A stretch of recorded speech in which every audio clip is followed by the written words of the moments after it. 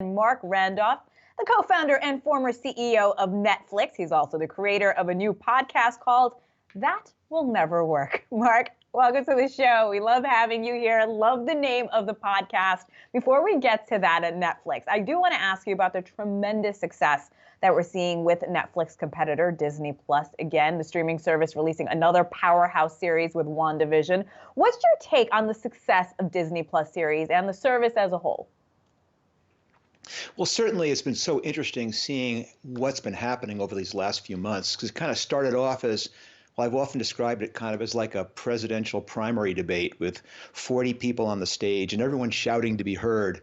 But I think, blessedly, we're starting to see things sorting out with two frontrunners emerging. I think you're correct. It's pretty clear it's going to be Netflix and Disney.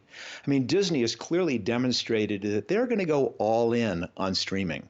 You know, I've said from the very beginning that one of the secrets to Netflix's success was its focus. And one of the things I thought was going to hold Disney back was the fact that they had theme parks and cruise ships. But they've really signaled, you know, to the market and to the consumer that right now streaming is what it's all about. And you can see that reflected in the amount they've committed to budgeting for new content. You've seen that in how they reorganized their organization. They've decided to forego dividends in order to invest more in streaming. I mean, this is really a company who is saying this is the future. And certainly we're seeing that reflected on our TV screens with scene, you know, of course, like WandaVision, like Mandalorian. It's really a pretty impressive rally. I love the analogy you made off the top with about 40 people trying to get heard. That was perfect. I really do love that. I did want to ask you about Disney's decision to release their content weekly rather than Netflix that does it all at once. You know, quite frankly, I'm not at the boardroom level with them. I wonder whether that's more a necessity than it is a strategy. In other words, it's a lot of pressure to all of a sudden say we're going to have a full slate of full seasons and have that happen all at once, especially during COVID when production cycles were all disrupted. And so in some ways, it's somewhat easier to say we're going to release them as we make them. But listen, it's also that every streaming service has to find its own niche. And you're going to see that in Disney, which is going to be generally a little bit more family friendly. You're seeing it in things like Discovery Plus, which is pretty much branding itself as treadmill TV. I mean, you're seeing everyone trying to find their own corner. And I wouldn't be surprised if doing the weekly releases maybe another way of Disney trying to differentiate themselves. What do you think about the live and free streaming services like Pluto and Tubi? Well, it's interesting, isn't it? I've got to give a lot of kudos to a service like Quibi, despite what ended up happening. But I've got to reward them for taking the big swing. I mean, that is what entrepreneurship is all about. But fundamentally, what Quibi was doing, and what I think all these other services who are going free is, you're competing with things like YouTube, and you're competing with Facebook.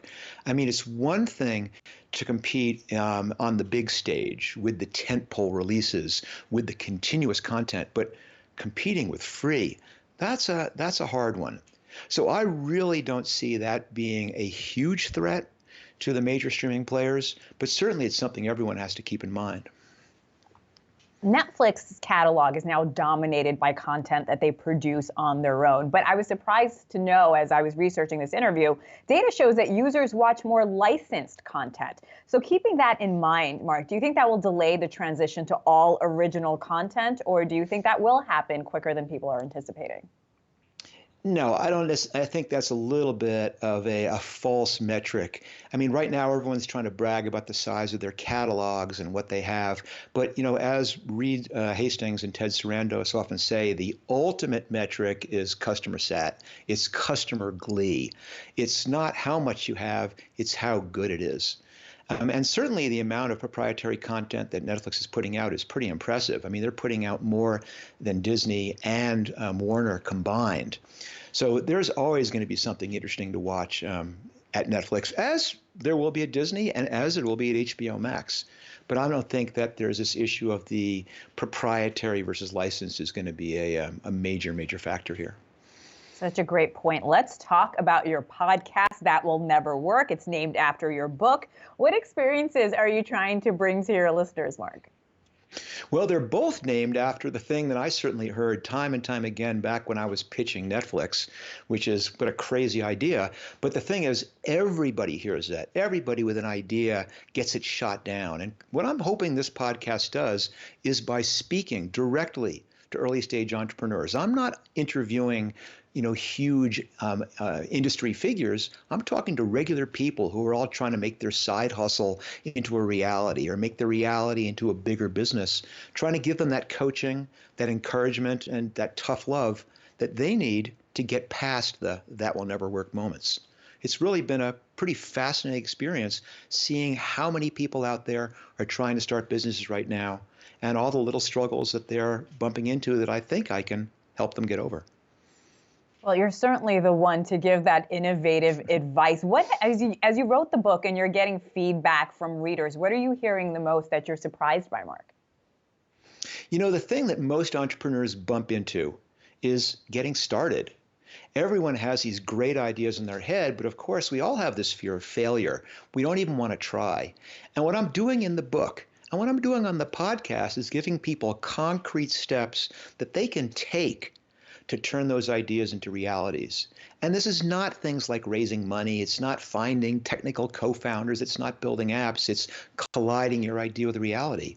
And when I hear every single day from people who've read the book or listened to the first several episodes of the podcast saying, I found out some things here which actually enabled me to get started.